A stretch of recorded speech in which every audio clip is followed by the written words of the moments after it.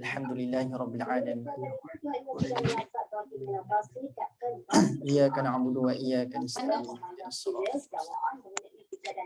Shiratal ladzina an'amta 'alaihim ghairil maghdubi 'alaihim waladdallin. Assalamualaikum warahmatullahi wabarakatuh. Tuan-tuan sekalian, khabar semua sihat Alhamdulillah. Okay, baik, alhamdulillah wassalatu wassalamu ala Rasulillah wa ala alihi wa sahbihi wa man wala. Subhanaka la ilma lana illa ma 'allamtana innaka antal alimul hakim. Qala rabbi shrah li sadri wa yassir li amri wa hlul 'uqdatam min lisani yafqahu qawli. Allahumma ij'alil Qur'ana al-'azima rabi'a qulubina wa nura sudurina wa jalaa'a ahzanina wa dhahaba humumina wa ghumumina.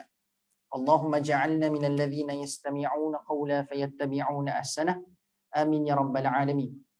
Alhamdulillah, tuan-tuan sekalian, bersyukur pada Allah Subhanahu wa taala kerana pada hari ini Allah rezekikan kepada kita semua kudrat dan keizinan untuk kita bertemu pada hari ini. Dan tuan-tuan sekalian, alhamdulillah juga bersyukur pada Allah Subhanahu wa taala kerana kita dipertemukan tuan-tuan sekalian dalam bulan Al-Quran, dalam bulan yang terbaik tuan-tuan sekalian, bulan Ramadan Al-Mubarak. Dan tambah-tambah aktiviti yang kita nak buat pada pagi ini tuan-tuan sekalian, aktiviti yang melibatkan bulan ini, yang sangat berkait rapat dengan bulan ini, iaitu Ramadan. Dan tuan-tuan sekalian, bila sebut Ramadan, memang Allah Subhanahu wa taala nak suruh kita memberikan perhatian kepada aktiviti Al-Quran. Apakah buktinya tuan-tuan sekalian? Dalam Al-Quran, Allah hanya sebut sekali je perkataan Ramadan tuan-tuan sekalian, dan idea pertama yang Allah kaitkan tentang Ramadan ni bukan tentang puasa terlebih dahulu, tapi Allah kaitkan Ramadan terlebih dahulu dengan bulan turunnya Al-Quran. Sebab tu Allah sebut dalam ayat 185 surah Al-Baqarah, Allah sebut Syahrul Ramadan alladhi unzila fihi Al-Quran. So itu je sekali ataupun satu-satunya tempat Allah sebut perkataan Ramadan. Tapi nombor satu perkaitan Ramadan tuan-tuan sekalian Allah sebutkan adalah unzila fihi Al-Quran, bukan tentang puasa. Tapi Allah sebut tentang bulan turun Al-Quran.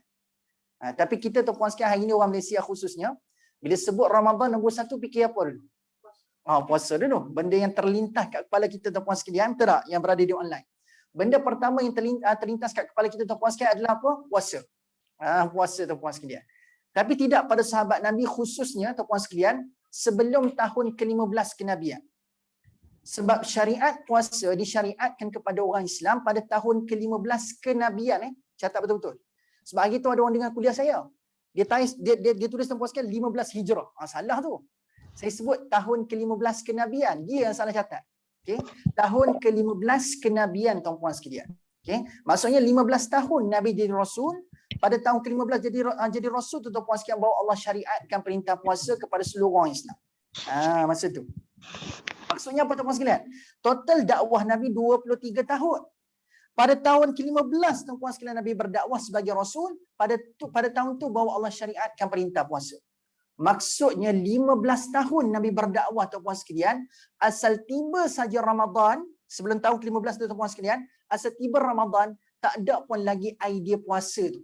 15 tahun tuan-tuan sekalian sahabat-sahabat Nabi, dan juga Nabi nampak Ramadan adalah bulan turun Al-Quran.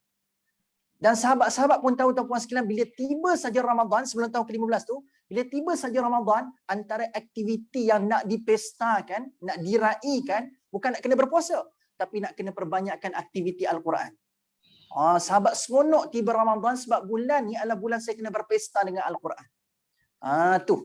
Tapi bila tiba tahun ke-15 tuan-puan sekalian, Allah syariatkan puasa kepada orang Islam, agak-agak sahabat-sahabat Nabi, dia rasa seronok ke dia rasa macam sedih sebab kena puasa? Sedih. Sedih kena puasa. Macam mana? Dia sedih kerana meraihkan. Dia macam sekali dengar tu kata, faham pula sedih ni kan?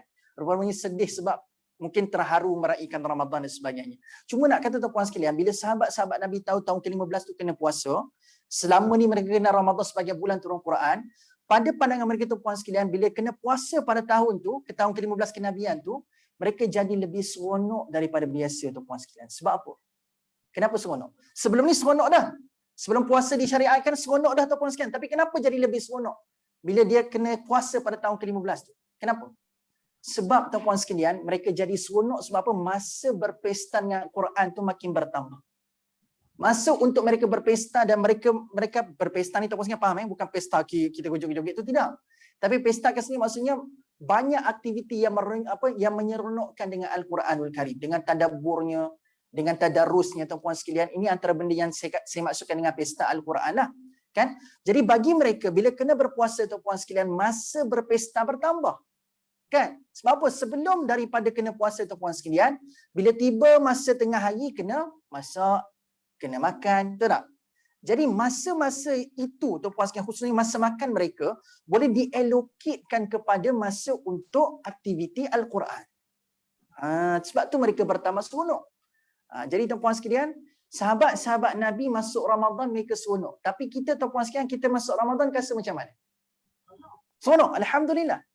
Sebab ada orang tuan-puan sekalian, selain daripada warga di Zoom ataupun di warga di sini yang mengikuti kelas tadabbur pada hari ini, ada orang yang masuk Ramadan bukan dengan mindset seronok.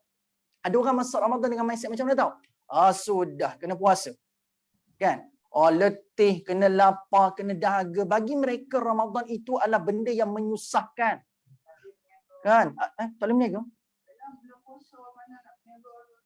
Bukan ada orang meniaga juga ketika Ramadan.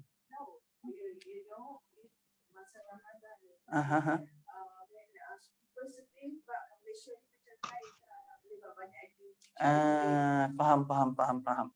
Jadi mungkin barangkali tuan-puan sekalian ada mungkinlah aktiviti perniagaan tak boleh nak dijalankan dah seperti biasa tahun Ramadan ni. Mungkin barangkali. Jadi nak katanya tuan-puan sekalian, betul lah. Nak katanya sebab ada orang merasakan macam ada banyak sekatan. Ada banyak benda-benda yang tak boleh buat tahun Ramadan. Maka bagi mereka menghadapi Ramadan adalah perkara yang menyengsarakan diri mereka dan tidak menyeronokkan. Tapi tidak bagi orang yang beriman tuan-puan sekalian, Ramadan adalah bulan yang sangat dinanti-nanti. Kehadirannya dinanti dan pemergiannya ditangisi. Itu pada pandangan orang-orang yang beriman. Saya harapkan tuan-puan sekalian kita ada perasaan tu. Kita tidak seperti orang yang bersedih, berduka cita bila masuk Ramadan. Jadi antara benda yang akan menyebabkan kita seronok masuk Ramadan ni tuan-puan sekalian adalah apa? Al-Quran. Yang ni kita nak buat pada hari ini. Tadabbur Al-Quran akan menyebabkan kita merasai kalam Allah Subhanahu Wa Taala yang penuh dengan kasih sayang. Saya pernah sebut kat sini kan tuan-puan sekalian, Al-Quran ni ibarat surat cinta daripada Allah. Memahaminya, mentadabburnya adalah seolah-olah kita nak mencongkil, nak mengeluarkan bahasa-bahasa cinta. Nak mengeluarkan ayat-ayat cinta Allah kepada kita. Sebab selama ni tuan-puan sekalian, kita tahu dah ini adalah surat cinta, tapi sebab kita baca je without any feelings. Tanpa ada sebarang perasaan. So kita tak dapat nak attach, tak dapat nak connect dengan apa yang Allah nak sampaikan kepada kita. Tapi dengan tadabbur, kita akan keluarkan, betul Allah sayang pada saya. Kita connected dengan apa yang Allah nak sampaikan kepada kita. Okay, baik tuan-puan sekalian, seperti biasa, kita nak masuk ayat yang keberapa ini surah Yasin? Ayat ke? 40? 54. Okey, baik. Seperti biasa tuan-puan sekalian, kita nak mulakan dengan isti'adzah. Mudah-mudahan Allah menjauhkan kita semua daripada gangguan-gangguan yang tidak diingini lah. Okay, tuan-puan sekalian, ini sangat penting mulakan pembacaan Al-Quran, baca ke tadabbur ke, mulakan dengan isti'adzah. Baik, a'udzubillahi minasyaitonirrajim. Jadi ayat yang ke-54 ya tuan-puan sekalian pada hari ini. A'udzubillahi minasyaitonirrajim, surah Yasin 54 . Kalau resam Usmani dia berada kat bahagian bawah sekali, muka surat 443. Okey.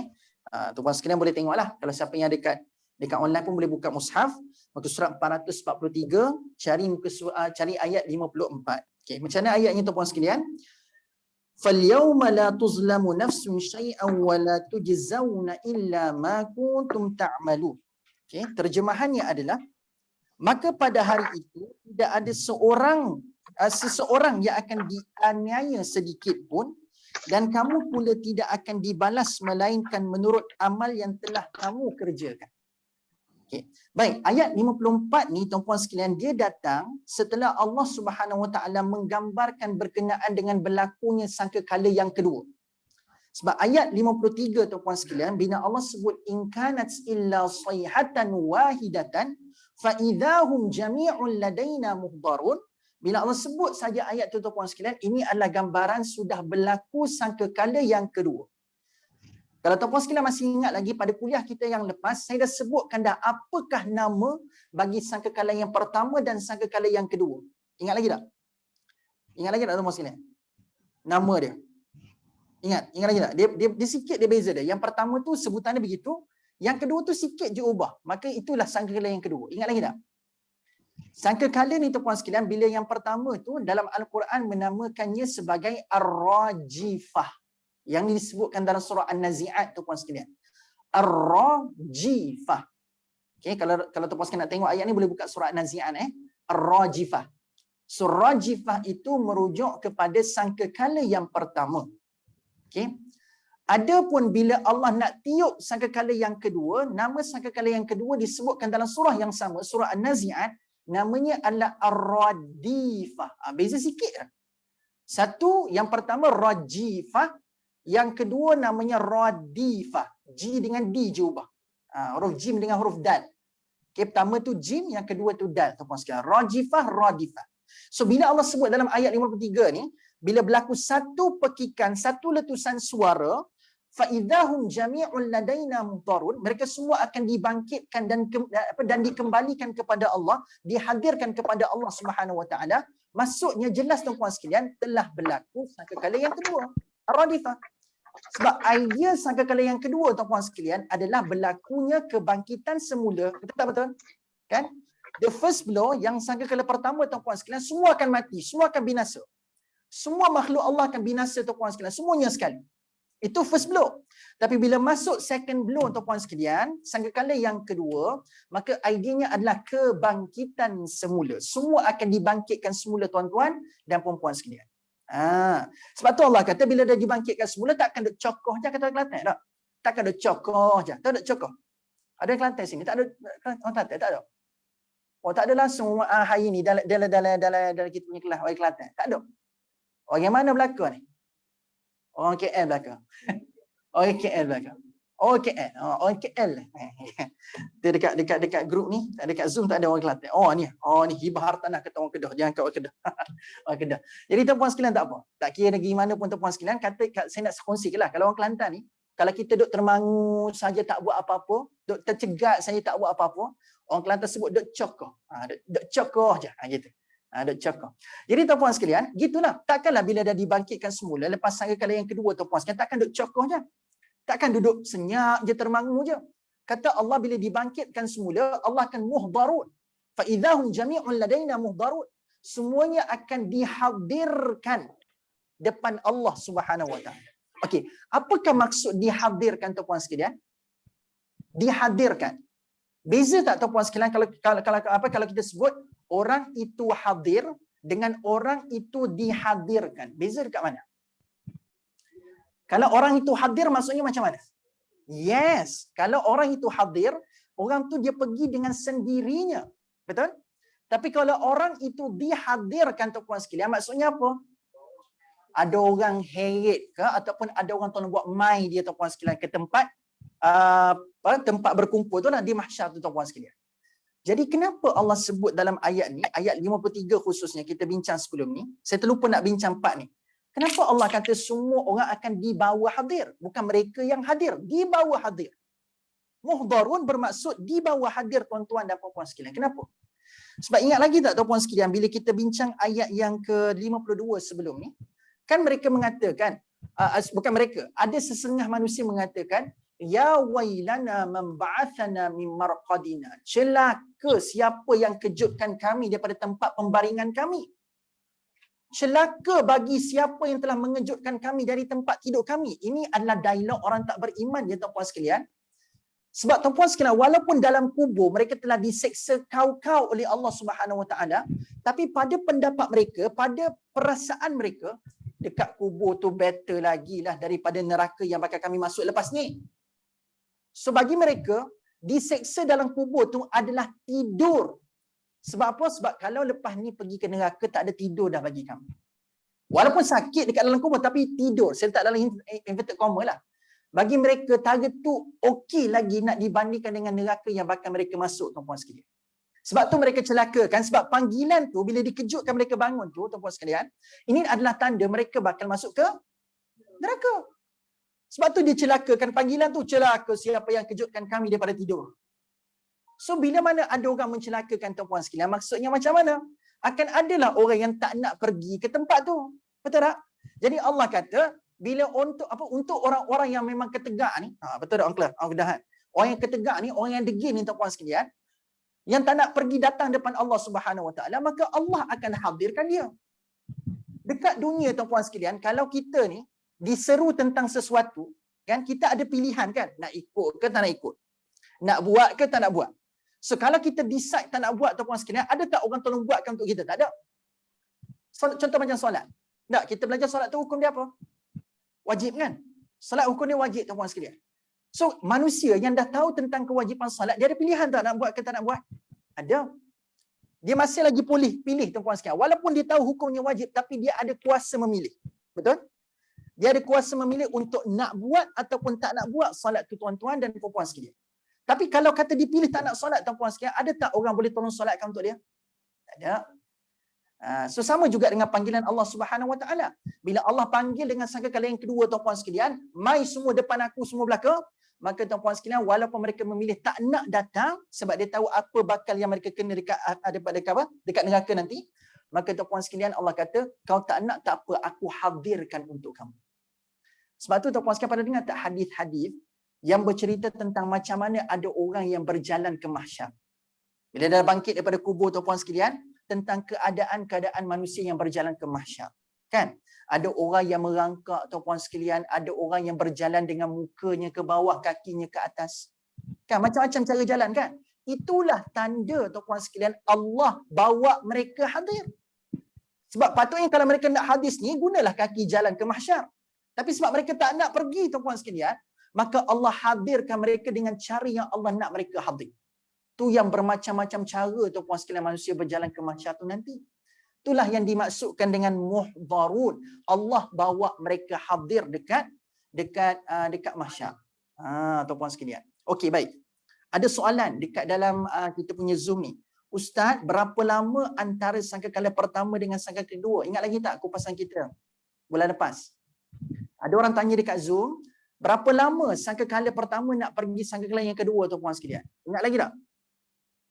Oh, tak ingat? Oh, tak ingat dah? Saya dah sebut pada kuliah minggu lepas. Tak ada? Minggu lepas pula. Bulan lepas. Oh, tu ada alasan bagus. Saya tak tahu. Ini tuan-puan sekalian. Okey, macam ni.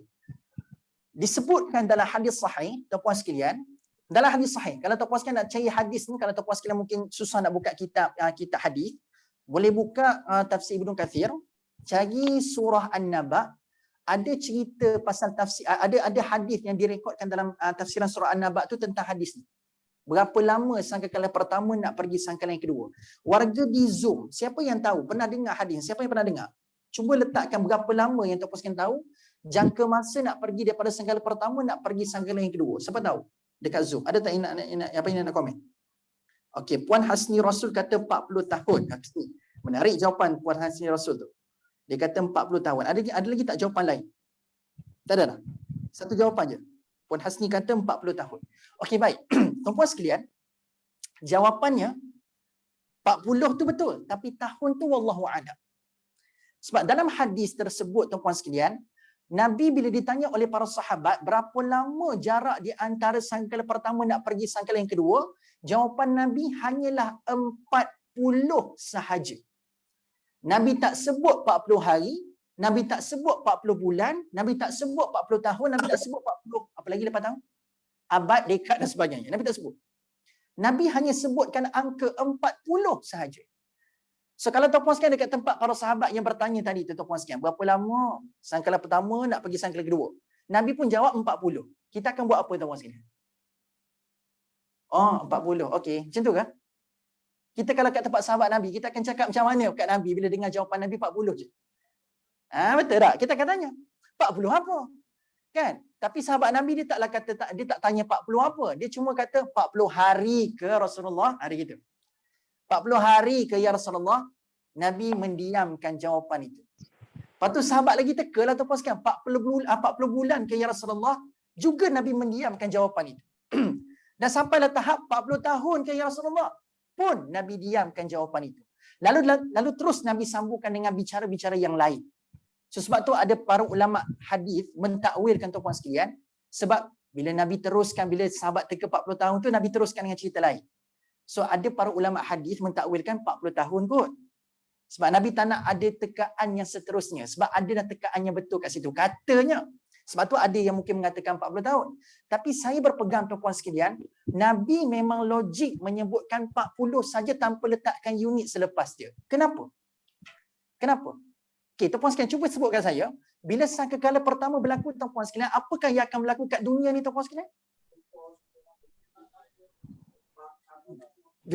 Gegar tu salah satu. Tapi idea besar, sangkakala pertama, apa akan berlaku tuan-tuan sekalian dekat dunia ni? Hancur semua. Totally collapse. Semua akan hancur tuan-tuan sekalian. Destruction. There and there, semua akan destruction. Semua akan destroy. Akan hancur lebur tuan-tuan sekalian. Dan tuan-tuan sekalian, untuk maklumat, bukan benda-benda ni je yang akan hancur. Semua sistem-sistem yang kita guna pakai kat dunia ni tuan-tuan sekalian, turut sama hancur bersama-sama sangkakala yang pertama. Apa sistem yang saya maksudkan? Sistem solar ke, sistem bulan ke, sistem hari ke, sistem masa ke, pun turut sama hancur tuan-tuan sekalian. Maksudnya bila sangkakala pertama berlaku, dah tak ada dah istilah 1 minit 60 saat. Tak ada dah. Sebab hancur dah sistem tu. Dah tak ada dah istilah 1 jam 60 minit. Dah tak ada dah istilah 1 hari 24 jam. Dah tak ada dah istilah 1 bulan bersamaan dengan 30 hari. Tak ada. So soalan sahabat tadi adalah berapa lama masa nak ambil daripada first blow nak pergi second blow. Jadi tuan-tuan sekalian, soalan ini merujuk kepada apa? Lepas dah berlaku sangkakala yang pertama, berapa lama nak pergi sangkakala yang kedua? So kenapa Nabi jawab 40 tuan-tuan sekalian tanpa ada unit? Sebab unit sudah tak ada lepas sangkakala yang pertama. Faham tak? So logiklah sahabat logiklah Rasulullah sallallahu alaihi wasallam hanya menjawab 40 sebab masa dah tak ada. Sistem masa dah tak wujud. Sebab kita semua kena admit tuan-tuan sekalian, sistem masa kita dengan sistem masa Allah totally different. Kita je yang guna pakai tuan-tuan sekalian 1 jam 60 minit, 1 minit 60 saat, kita je yang pakai. Tapi Allah tak guna sistem sama. Sebab itulah bila kita baca ayat yang setiap hari Jumaat kita dengar imam baca kan. Berapa lama Allah ambil masa untuk ciptakan langit dan bumi? Fi sittati ayyam. Kan? Ada orang yang tak cermat tuan-tuan sekalian, dia pun sebutlah Allah ciptakan langit dan bumi ni 6 hari. Salah tu. Sebab kalau sebut 6 hari tuan-tuan sekalian, maksudnya apa? Oh 6 hari, kalau kata 1 hari 24 jam, maksudnya 6 kali 24, itulah tempoh jam yang Allah ambil untuk nak bina ataupun nak cipta langit dan bumi.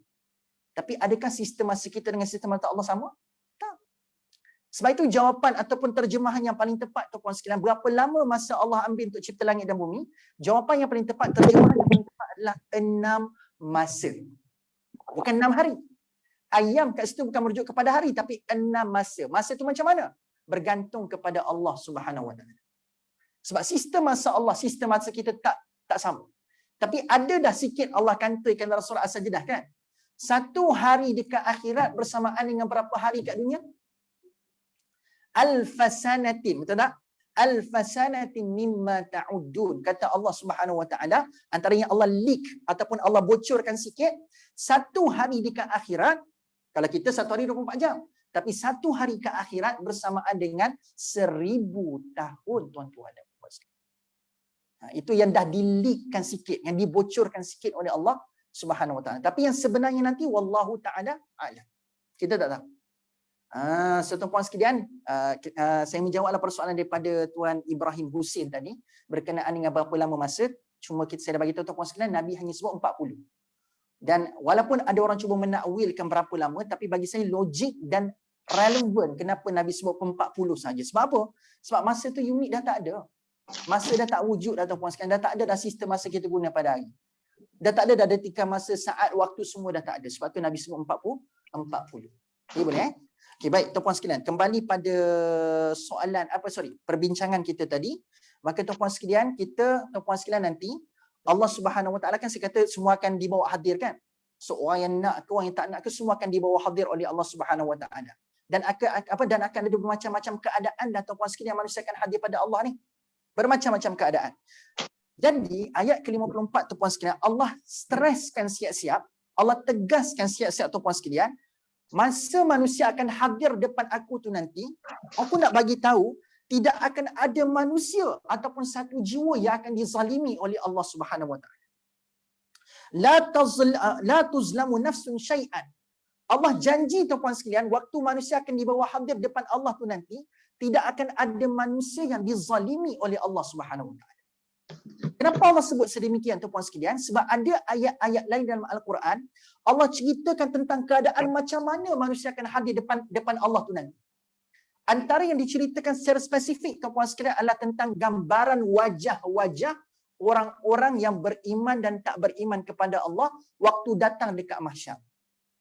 Tuan-puan sekalian tahu tak, Allah ada sebut dalam satu ayat ni, bukan satu ayat, ada beberapa ayat dalam Al-Quran, Allah cerita spesifik tentang gambaran wajah orang beriman tak beriman dekat mahsyar. Tuan-puan sekalian, tahu tak macam mana gambaran wajah orang beriman tak beriman dekat mahsyar nanti? Dekat mahsyar tuan-puan sekalian, kita belum kena hisap lagi tau. Mahsyar ni tempat berkumpul je, itu transit sekejap sebelum kita dipanggil untuk dihisap satu persatu amalan kita.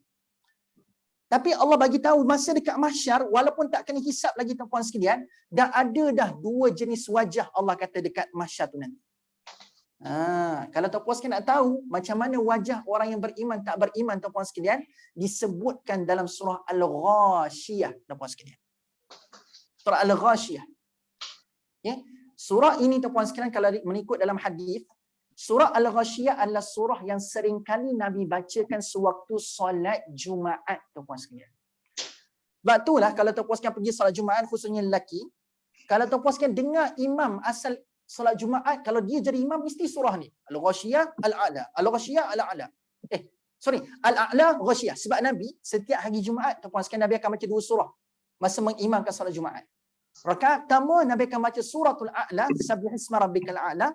Rakaat kedua Nabi akan bacakan suratul Ghashiyah. Hadis sahih. Nabi sebutkan tentang perkara ni. Nabi akan baca dua surah ini. Okey.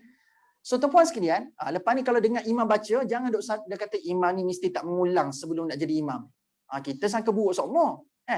Asal imam ni je A'la Ghashiyah. Asal imam je A'la Ghashiyah. Dia bukan sebab tak ada modal. Bukan sebab tak mengulang Quran. Sebab itu adalah sunnah. Nabi ajarkan nak kena baca apa dekat dalam solat Jumaat. Dan ada juga riwayat mengatakan Nabi akan bacakan dua surah ini dalam solat sunat Aid, dalam solat sunat perayaan tuan-puan sekalian. Dalam Aidul Fitri, solat sunat Aidul Fitri, dalam solat sunat Aidul Adha, Nabi akan bacakan dua surah ini. Rupa-rupanya saya study balik dua surah ni tuan-puan sekalian, saya rasa tak pelik kenapa Nabi bacakan dua surah ni pada hari-hari besar dekat dalam agama. Hari Jumaat, hari raya, kenapa Nabi baca dua surah ni? Surah pertama, suratul A'la tuan-puan sekalian, adalah surah yang memanggil umat Islam untuk nak mensucikan Allah daripada sebarang kelemahan. Itu tujuan suratul A'la. Sebab itulah ayat pertama suratul A'la, la sabbihisma rabbikal a'la. Sabbihi itu bermaksud adalah maha suci Allah. Tuan-puan sekalian tahu tak falsafah kenapa sebut tasbih pada hari ini? Tuan-puan sekalian biasa kan sebut subhanallah, subhanallah, subhanallah. Biasa sebut kan? Apa makna di sebalik tasbih tu? Apa yang perlu kita rasai bila sebut perkataan tasbih tu? Apa dia? Yang perlu kita rasa bila sebut tasbih tuan-puan sekalian adalah bila kita sebut je subhanallah ataupun sabbihisma rabbikal a'la, kita kena rasakan bahawasanya yang lemah itu semua mesti datang daripada makhluk. Yang lebih dan tak pernah kurang itu pastinya hanyalah Allah Subhanahu Wa Taala. Itu maksud tasbih yang kita duk lafazkan tuan-puan sekalian. Maksudnya apa? Dalam setiap perjalanan kehidupan kita yang Allah pinjamkan tuan-puan sekalian nyawa ni, Allah nak suruh kita tahu bahawasanya kalau ada saja kelemahan yang kamu jumpa depan mata kamu ataupun apa yang kamu alami, kamu yang lemah tapi aku tak pernah lemah. Faham tak? Aku tak pernah sama sekali ada satu detik pun menjadi lemah daripada manusia. So bila kita bertasbih kepada Allah, kita sedang memperakui tentang perkara itu. Yang lemah tu saya, yang berkuasa tu Tuhan. Kalau ada benda yang nampak tak baik depan mata saya, ada kelemahan yang saya lalui, yang lemah tu saya, yang kuat tu Allah. Itu maksud dia. So bila bila Nabi SAW membacakan ayat ini pada hari-hari besar dalam agama tuan-puan sekalian, sebab bila kita menyambut hari kebesaran tuan-puan sekalian, betul tak betul? Bila hari raya kan, berapa ramai tuan-puan sekalian orang yang bergembira sana sini. Betul tak? Dia happy tuan-puan sekalian, dia merasakan dia telah mencapai kemenangan yang besar. Tapi tuan-puan sekalian, Nabi bacakan surah tu dalam hari-hari besar. Tujuannya apa? Sebesar-besar kemenangan yang kamu lalui pada hari ini, sebesar-besar kekuatan kamu rasai pada hari ini, Aidul Fitri, Idul Adha, tapi tak pernah melawan kebesaran dan kekuatan Allah Subhanahu wa taala. Sabbihisma rabbikal a'la. Menang tinggi ke, kemenangan tinggi ke kamu kecapi dalam kehidupan kamu, Allah tu sentiasa lebih tinggi. Sabbihisma rabbikal a'la. Allah itulah yang paling tinggi, tak pernah lemah dan tak pernah jatuh ranking Allah kedua, ketiga ataupun yang paling bawah daripada itu. Itu maksud tasbih. Sebab tu Nabi dok bacakan ayat ni ataupun surah ni pada hari besar. Tapi kenapa tiba-tiba rakaat kedua Nabi mengubah rentak membawa suratul Ghashiyah? Kenapa? Apa? Sebab tuan-tuan sekalian untuk maklumat, Al-Ghashiyah ni bermaksud menyelubungi sesuatu. Dan saya bagi tahu siap-siap, surah Al-Ghashiyah adalah surah yang sangat-sangat panoramatik sampai Allah menggambarkan seolah-olah panorama macam mana orang-orang yang sedang berkumpul di mahsyar. Kenapa? Kenapa surah tu mesti datang lepas suratul A'la? Sebab apa tuan-tuan sekalian? Sebab betul tak betul, walaupun manusia diperingatkan oleh seseorang tentang kena besarkan Allah, kena sucikan Allah, besarkan Allah, sucikan Allah, akan ada tak dua golongan? Golongan pertama, dia akan ambil pengajaran, dia akan bertindak dengan apa yang dia tasbihkan, tapi akan ada tak kelompok kedua ni, yang dia langsung tak ambil endah dengan tasbih yang dia lafazkan. Dia akan sentiasa letakkan Allah dekat ranking yang bawah-bawah, tak pernah mensucikan Allah Subhanahu Wa Taala. Akan ada tak manusia yang culas begini tuan-puan sekalian? Akan ada. So Allah bagi tahu tuan-puan sekalian, dan Nabi bagi hint kat kita, kalau kamu culas, kalau kamu tak nak berikan perhatian tuan-puan sekalian tentang perkara ini, nah baca suratul Ghashiyah Nabi bacakan, nanti akan tiba satu saat orang-orang yang menangguhkan taubat dan tak membenarkan tasbihnya, akan tiba satu masa kamu akan berkumpul dekat mahsyar dengan dua wajah ini. Kamu nak pilih wajah yang mana? Dekat dunia kamu boleh bermegah, kamu boleh tacap wajah kamu nampak megah disebabkan kemenangan yang kamu kecapi. Tapi disebabkan kamu lupa pada Allah, kamu tak sucikan Allah Subhanahu Wa Taala, akan tiba satu masa wajah kamu akan ditetapkan oleh Allah dekat akhirat nanti, dekat mahsyar nanti.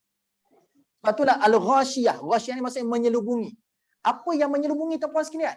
Benda-benda tertentu akan menyelubungi wajah-wajah manusia dekat akhirat. Itulah maksudnya Ghashiyah. Sebab tu ayat tu dalam surah Al-Ghashiyah macam mana bunyi dia tuan-puan sekalian? Hal ataka hadithul Ghashiyah. Seolah-olah surah ini macam memberikan peringatan kepada orang yang tak nak ambil endah tentang konsep tasbih yang diperingatkan tadi. So kamu yang menangguh-nangguhkan taubat, menangguh-nangguhkan tasbih kamu kepada Allah, ingatlah ada satu surah namanya Ghashiyah. Hal ataka hadithul Ghashiyah. Tengok ayat kedua cerita pasal apa? Wujuhi yawma idin khashi'ah. Masuk ayat 2 dah cerita pasal wajah yang pertama, kata Allah. Wujuhi yawma idin khashi'ah. Allah kata, tahukah kamu tentang Al-Ghashiyah yang menyelubungi? Wujuhi yawma idin khashi'ah. Menyelubungi apa? Menyelubungi wajah-wajah orang-orang yang tak beriman dengan khashi'ah, dengan penuh ketakutan. So Allah kata apa tuan-puan sekalian, pada wajah orang-orang tak beriman dekat mahsyar nanti, wajah mereka akan diselubungi dengan ketakutan. Maksudnya macam mana?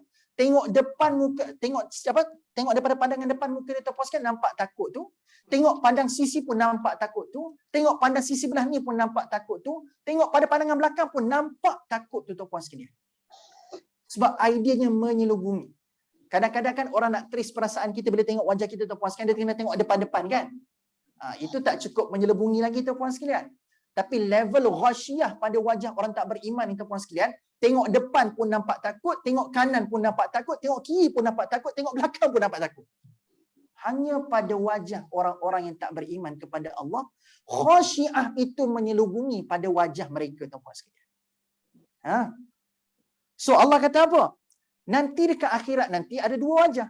Wajah pertama Ghashiyah, itu orang yang tak beriman kepada Allah. Mereka penuh dengan ketakutan. Tapi orang-orang yang beriman kata Allah, wajah mereka macam mana? Kena go through sikit lagi depan tuan-puan sekalian, nanti kita jumpa satu lagi wajah. Wujuhu yawma idzin khashi'ah amilatun nasibah tasla naran hamiyah tusqa min ainin aniyah laisa lahum ta'amun illa min dhara' la yusmin wa la yughni min ju'. Okey, ayat ni. Wujuhu yawma idzin na'imah. Satu lagi wajah disebutkan dalam ayat ni. Wujuh, wajah. Wujuhu yawma idzin na'imah. Kalau tak di wajah orang tak beriman dekat mahsyar, takut. Diselubungi ketakutan. Tapi orang beriman wajah mereka macam mana? Kata Allah, wujuhu yawma idzin na'imah. Na'imah ni apa? Ada orang nama Naimah sini? Dekat dalam grup tuan-puan sekalian ada orang nama Naimah tak? Tak ada. Tak ada orang nama Naimah. Kat sini ada Naimah tak ada? Laki nama Naim tak ada. Naim pun tak ada. Okey. Naimah ni tuan-puan sekalian, kalau kita baca terjemahan, maksudnya adalah berseri-seri, betul? Kan?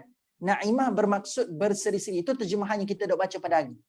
Tapi naimah tuan-puan sekalian, dia datang dari perkataan na'ama. Perkataan ini tuan-puan sekalian yang telah membentuk perkataan nikmat yang biasa tuan-puan sekalian dok dengar tu. Naimah datang dari perkataan na'ama. Na'ama ni boleh bentuk nikmat, na'ama ni boleh bentuk naimah yang kita dok baca dalam surah Al-Ghasyiyah tu tadi. So secara terjemahan kita nampak berseri-seri naimah ni. Tapi berseri-seri mesti ada sebab. Dia mesti ada kaitan dengan na'ama, root word kalimah ni tuan-puan sekalian. Na'ama ni apa? Na'ama ni adalah kurniaan. Na'ama ni adalah kurniaan. Sebab itulah bila kata kita diberikan kebaikan, kita kata dikurniakan kebaikan, kita kata kita dapat apa? Nikmat. Betul tak? Kita dapat nikmat. Sebab na'ama ni maksudnya kurniaan. So kenapa wajah orang-orang beriman dekat mahsyar ni berseri-seri tuan-puan sekalian? Sebab Allah telah campakkan dekat dalam hati dia satu feeling yang mereka bakal mendapat kurniaan-kurniaan yang baik masa kena hisab nanti. So bila Allah dah campakkan good feeling pada hati ni tuan-puan sekalian, wajah mereka autolah jadi berseri-seri. Betul tak? Sebab ada orang dekat mahsyar Allah campakkan bad feeling kepada dia. Dia rasa macam aku takkan perform ni dekat hisab lepas ni. Sebab mereka kan tadi orang yang mencelakakan panggilan Allah Subhanahu Wa Taala. So itu tanda mereka sudah ada bad feeling. Yang hisab mereka bakal memberikan mereka balasan neraka. Mereka dah ada that kind of feeling, bad feeling tu. So bad feeling tu yang telah memakan wajah mereka sampai diselubungi dengan apa? Ketakutan tadi. Tapi orang beriman Allah campakkan good feeling dalam hati dia. Tempat katakan good feeling kan? Satu good feeling? Perasaan yang baik. Dia rasa good feeling. Nak tahu macam mana? Good feeling. Dia rasa ialah satu good feeling yang dia dapat tuan-puan sekalian. Dan bila dapat good feeling yang dia akan dapat kurniaan yang banyak dekat akhirat, dia relax. Good feelings. Yes, betul, saya suka word tu. Dia rasa macam tak ada tekanan. So bila tak ada tekanan tuan-puan sekalian, dia just menunggu saja giliran dia untuk dihisap sebab dia tahu dah dia bakal mendapat balasan yang baik dekat akhirat. Sebab tu wajah mereka berseri-seri tuan-puan sekalian. Tu. Jadi tuan-puan sekalian, nak katanya, apa kaitan dengan ayat 54 yang kita baca sekarang ni tuan-puan sekalian? Kita kata Allah takkan menzalimi seorang pun manusia dekat akhirat nanti. Apa kaitan dia? Kaitan dia tuan-puan sekalian adalah setiap lakaran wajah yang akan berlaku dekat manusia dekat akhirat nanti, Allah Subhanahu Wa Taala kata bukan sebab aku yang nak jadikan wajah mereka macam tu. Sebaliknya, ianya ditentukan oleh apa yang mereka telah kerjakan dekat dunia satu ketika dahulu. Nampak tak? Tujzauna illa ma kuntum ta'malun. So apa sahaja yang berlaku dekat akhirat nanti bukan sebab aku yang nak buat macam tu kat dia, bukan. Tapi semua perkara yang berlaku termasuklah wajah mereka akan jadi macam mana dekat akhirat nanti ditentukan oleh apa kerja yang mereka buat kat dunia, apa amal yang mereka buat kat dunia. Kalau amal soleh banyak mereka buat, maka wajah mereka berseri-seri. Kalau banyak amal-amal yang tak baik mereka buat tuan-puan sekalian, maka wajah mereka khasyiah, ketakutan, kata Allah Subhanahu Wa Taala. So itulah bukti yang Allah tak zalim, sebab Allah cuma buat ataupun Allah cuma laksanakan benda yang telah mereka usahakan. Betul tak betul? So kalau usaha kita banyak baik, dapatlah balasan yang baik. Kalau buruk, buruklah balasannya. So itulah maksud Allah, la tuzlamu nafsun syai'an wa la tujzauna illa ma kuntum ta'mal. So kalau tuan-puan sekalian nak ambil satu kata-kata yang nampak sedap sikit bunyi dia tuan-puan sekalian, apa yang kita buat pada hari ini bakal melakar wajah yang kita akan dapat dekat mahsyar nanti. Okay, ingat apa yang kita kerjakan kat dunia pada hari ini, dia akan melakar wajah yang kita akan dapat dekat akhirat nanti. Kalau tuan-puan sekalian, kita suka tengok wajah orang senyum ke wajah orang muram tuan-puan sekalian? Kita suka tengok wajah orang senyum kan? So amal-amal kita hari ini bakal menentukan kita sedang melakar wajah kita tu senyum ataupun sedang berduka dan ketakutan. So tuan-puan sekalian nak pilih wajah yang mana? Nak naimah ke khasyiah? Naimah tuan-puan sekalian. So ada yang kat sini dalam kepala dia, oh cantik juga nama Naimah ni kan? Oh cadang kat anak lepas ni lah nama cucu seterusnya. Naimah, sedap pula nama dia. Saya tak cerita lagi tuan-puan sekalian, Musfirah. Musfirah. Musfirah pun disebut juga dalam Al-Quran tuan-puan sekalian. Musfirah tu sama je makna dengan Naimah. Naimah tu maksudnya berseri-seri. Musfirah juga maksudnya adalah berseri-seri. Tu antara nama-nama yang best lah. So Naimah wajah ahli syurga, Musfirah pun wajah ahli syurga. Tapi apa beza berseri-seri? Naimah dengan berseri-seri level musfirah. Yang tu tak boleh bincang sekarang sebab panjang cerita. Okey. Okay. Cukuplah teaser tuan-puan sekalian. Ambil lah, catat siap-siap. Nama tu syok, cantik, best. Yang boleh bagi nama anak, nama anak pun boleh juga tuan-puan sekalian, masalahnya kan? Ataupun nama cucu, tuan-puan sekalian, cucu ataupun anak tak ada masalah, mana-mana pun boleh. Okay. So poinnya adalah Allah tak zalim. Itu poin dia. Allah takkan pernah menzalimi manusia. Dan Allah takkan hukum manusia kalau benda tu manusia tak buat, tuan-puan sekalian. Faham tak? Allah takkan suka-suka hati rasa nak azab lah dia, rasa macam tak ada buat kerja hari ni, rasa nak azab lah orang tu. Tak ada. Allah takkan pernah menzalimi satu jiwa pun dekat akhirat nanti, tuan-puan sekalian. Tak ada. Yang Allah akan buat cumalah Allah bagi based on apa yang mereka buat. Kalau punishment fits the crime. Punishment itu akan setimpal dengan apa jenayah yang mereka lakukan. Itu poin dia. Kalau kebaikan, okey, tuan-puan sekalian, saya lupa nak sebut. Bila Allah sebut tentang punishment, macam mana konsep dia? Konsep dia adalah mesti setimpal dengan apa yang mereka dah kerjakan, perbuatan yang buruk tu. So punishment always fits the crime. Dia akan setimpal dengan apa yang mereka buat. Tapi bila bab Allah nak bagi balasan baik, tuan-puan sekalian, Allah janji macam mana? Allah tak pernah janji kebaikan tu akan dibalas timpal. Tak. Janji Allah Subhanahu Wa Taala, tuan-puan sekalian, adalah kalau kita buat satu kebaikan, balasannya adalah lebih daripada apa yang kita buat. Best tak best? Kalau buat buruk setimpal, kalau buat baik lebih lagi Allah bagi. Best sangatlah tuan-puan sekalian. Sebab Allah kata, tuan-puan sekalian, bab azab, Allah kata mustahil untuk aku tambahkan azab pada dia. Tak. Bagi Allah mustahil untuk tambahkan azab pada manusia. Tapi untuk menambahkan nikmat kepada orang yang buat baik itu adalah pasti untuk manusia. Menambah azab pada manusia mustahil. Tapi menambahkan nikmat untuk orang yang buat baik pasti Allah akan berikan. Itulah konsep dekat akhirat, tuan-puan sekalian, dan inilah juga konsep yang menggambarkan kemurahan dan kebaikan Allah kepada manusia. Dekat dunia pun dia baik dah dengan kita, dekat akhirat pun tak pernah berhenti buat baik pada kita, tuan-puan sekalian. Inilah Allah Rabbul Jalil. Itu adalah tafsiran ataupun tadabbur ayat ke-54. So tuan-puan sekalian, apa tadabbur kita, apa tindakan kita, tuan-puan sekalian? Kita buat banyak kebaikan. Sebab kebaikan kita menentukan apa balasan kita akan dapat dekat akhirat nanti. Faham tak? Kalau kita kita kena perhatikan apa yang kita buat baik pula. Kita kena perhatikan apa yang kita buat, sebab apa yang kita buat menentukan apa yang kita bakal kita dapat dekat akhirat. Sebab idenya adalah Allah akan bagi apa yang kita usahakan kat dunia. Allah tak pernah zalim pada manusia. Itu adalah ayat ke-54 punya tafsiran. Terus kan setakat ni jelas tak? Dah berangkat tak? Okey, baik. Ayat 54 dah settle. Tiba-tiba tuan-puan sekalian masuk ayat 55, tuan-puan sekalian.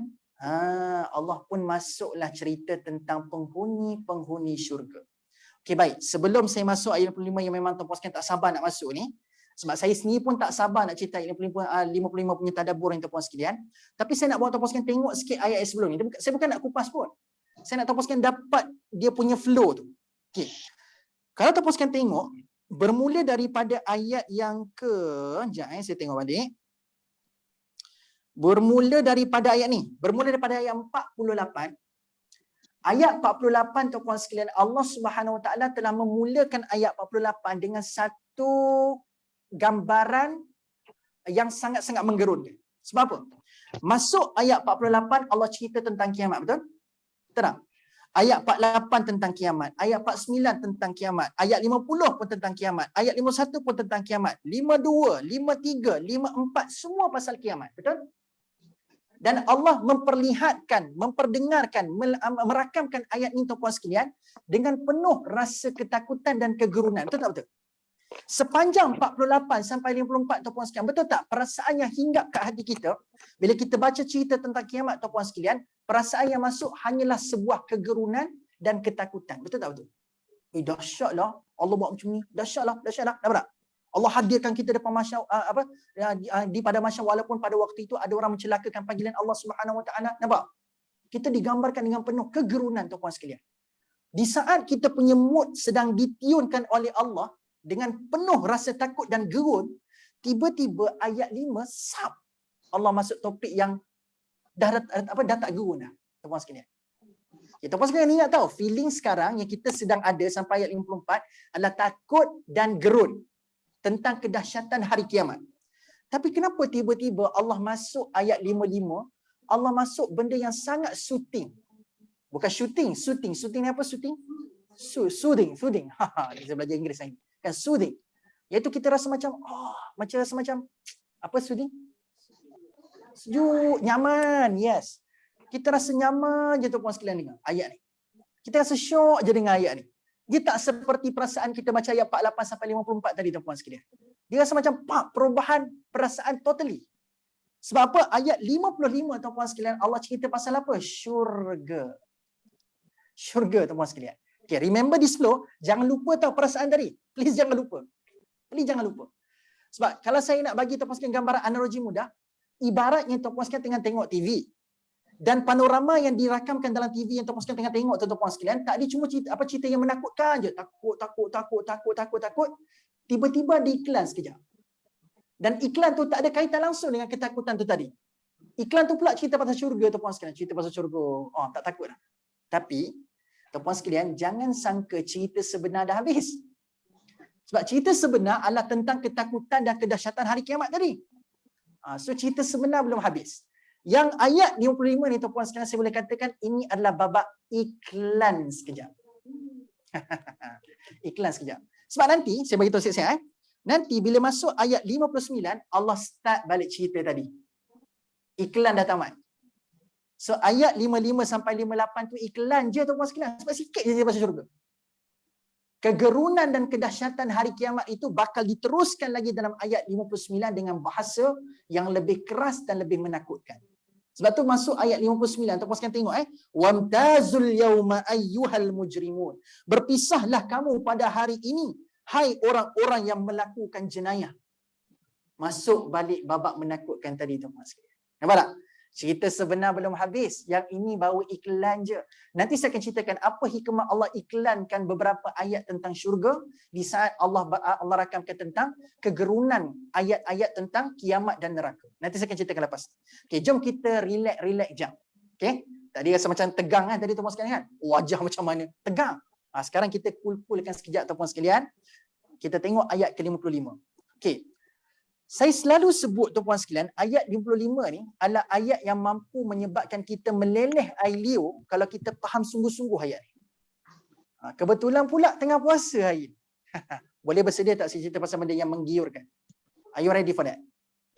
I must say that sebab ayat tu memang berbicara tentang benda tu. Anggaplah tuan-puan sekalian, ini adalah teaser ataupun macam mana Allah Subhanahu Wa Taala nak menyebabkan kita rasa tempted. Rasa tergoda dengan nikmat syurga Allah Subhanahu Wa Taala. Okey, apa ayat dia tuan-puan sekalian? Okey, yang berada di online, are you ready? Okey.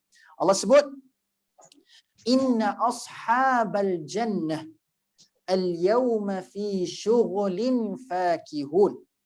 Terjemahannya adalah sesungguhnya penghuni-penghuni syurga pada hari itu berada dalam keadaan sibuk leka menikmati kesenangan-kesenangan yang telah Allah berikan kepada mereka.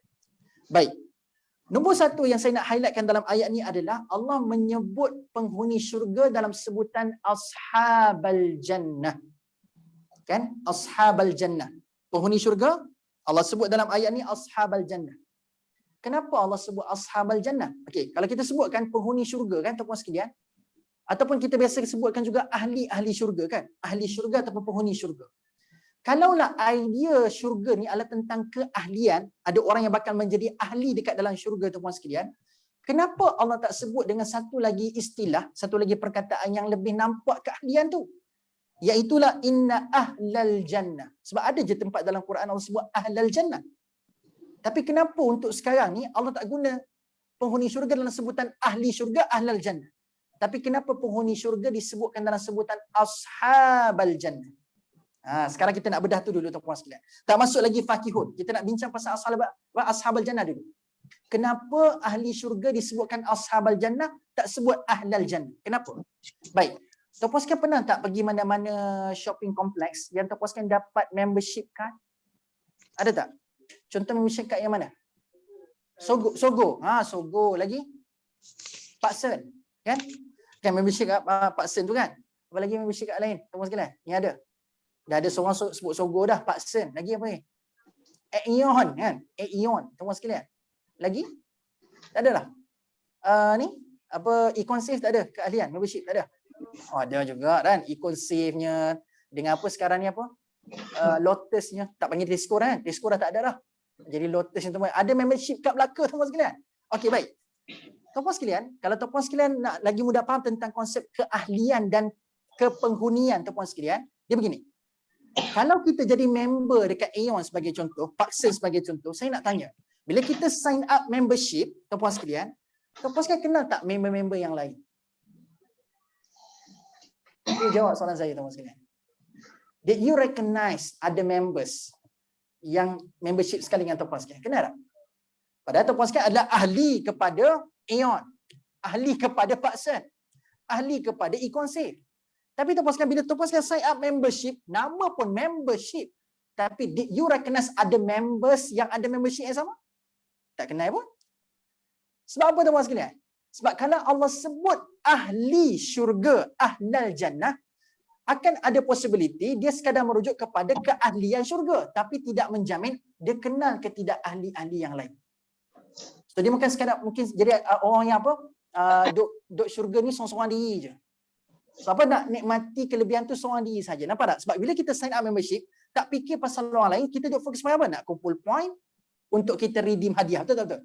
Kita yang nak take benefit tu. Tapi kita fikir dah orang lain. Kan ada tuan sekalian yang buat dah kumpul point banyak-banyak, carilah siapa kawan-kawan saya member yang lain, saya nak bagi hadiah dekat dia. Ada? Tak ada tuan sekalian kan? Sebab bila sebut membership, kita jadi orang yang selfish. Yang pentingkan diri kita sendiri. Betul? Kita nak kumpul point untuk diri kita tuan sekalian, dan kita nak redeem hadiah tu untuk diri kita tuan sekalian. Betul tak? Okay. Tu kalau ahla. Tapi kalau ashab ni tuan sekalian datang dari perkataan sahabah. Dan bila sebut sahabat tuan sekalian, pernah dengar tak perkataan sahabat tu? Sahabat tu adalah root word bagi sahabat tu. Ashab dengan sahabat datang daripada root word yang sama. So Allah nak bagi tahu, once kita semua masuk syurga nanti insya-Allah, once kita masuk syurga, Allah kata apa? Yes, betul, kamu jadi member syurga, ahli syurga, kamu jadi membership dia, tetapi kamu bukan sekadar jadi member. Kamu juga akan jadi orang yang bersahabat dengan kawan-kawan yang lain. Maksudnya apa? Kita akan enjoy syurga bukan seorang diri. Kita akan enjoy syurga bersama-sama dengan orang-orang yang ada kat sekeliling kita. Dan tuan-puan sekalian, walaupun tak pernah berjumpa kat dunia, tetapi penghuni-penghuni syurga ni, mereka akan bertemu dekat dalam syurga seolah-olah macam dah berkawan lama, tuan-puan sekalian. Sebab konsep Allah gunakan adalah ashabal jannah. Ashabal jannah. Sebab itulah pemuda Al-Kahfi, Allah bukan sebut ahlal kahfi, bukan yang penghuni ahli gua, bukan ahli gua. Tapi Allah kata ashabul kahfi. Sebab apa? Sebab mereka ni tuan-puan sekalian bukan sekadar masing-masing nak jaga akidah seorang-seorang diri je, tapi saling membantu untuk memperkukuhkan tauhid dan akidah masing-masing. Sebab tu Allah kata warabatna ala qulubihim. Aku ikatkan hati-hati mereka ni. So bila Allah ikat hati mereka tuan-puan sekalian, mereka masing-masing takkan boleh tengok kawan-kawan dia lain tu berada dalam keadaan lagha. Sebab tu bila kawan dia bangun daripada tidur tuan-puan sekalian, nombor satu duk bincang berapa lama kita tidur. Bermanfaat tak tuan-puan sekalian bincang berapa lama tidur? Bermanfaat tak? Bincang berapa lama kita tidur setiap malam. Katakan tuan-puan sekalian bangun sahur pagi tadi kan, kejut pasangan. Berapa lama saya tidur malam tadi? Bermanfaat tak perbincangan sebegitu? Okay. Ada orang kata manfaat Ustaz. Saya buktikan tuan-puan sekalian, berbincang berapa lama tidur tu totally sia-sia. Saya buktikan. Okey, macam mana cara untuk kita dapatkan tempoh berapa lama kita tidur tuan-puan sekalian? Cuba sebut saya. Macam mana kita nak dapatkan berapa lama kita tidur?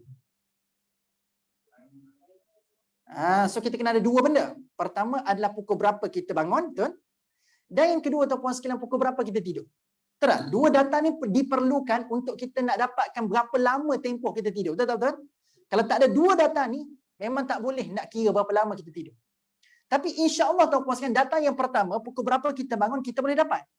So mungkin lepas kita bangun tuan-puan sekalian, nombor satu terus kita tengok jam, pukul 5 pagi. Dapat dah data pukul berapa bangun. Tapi tuan-puan sekalian, untuk data kedua tu, pukul berapa kita tidur, siapa tahu? Ada orang boleh beritahu tak tuan-puan sekalian malam tadi tidur pukul apa? Tuan boleh beritahu tidur pukul berapa malam tadi? Are you sure? Lena sungguh lah. Pukul berapa kita lena? Siapa tahu pukul berapa kita lena malam tadi? Yang kita boleh tahu, tuan-puan sekalian, adalah pukul berapa kita masuk tidur. Dan masuk ke bilik tidur. Yang tu kita tahu. Tapi pukul berapa sebenar kita lena, tuan-puan sekalian, kita tak tahu. Betul tak? Setuju tak ni, tuan-puan sekalian? Sebab betul tak betul, tuan-puan sekalian? Ada orang dia masuk ke bilik tidur pukul 10 malam. Tapi bila masuk dalam bilik tidur, tuan-puan sekalian, lain dia tak kata tak tidur-tidur. Pernah berlaku tak? Betul tak betul? Ada orang setiap malam, tuan-puan sekalian, saya nak tidur pukul 10 malam ni. Tapi tuan-puan sekalian pukul 8 malam dah tidur. Pernah berlaku tak? Tidur kat mana pukul 8 malam? Kuliah maghrib. Kan, tuan-puan sekalian? Tidur juga. Jadi pukul berapa tidur, orang tak tahu, tuan-puan sekalian. Orang tak tahu. Jadi macam mana tuan-puan sekalian nak kira? Berapa lama tidur sedangkan dua data tak dipenuhi? Data pertama je ada, data kedua tak ada. Nak tolak macam mana? Kan?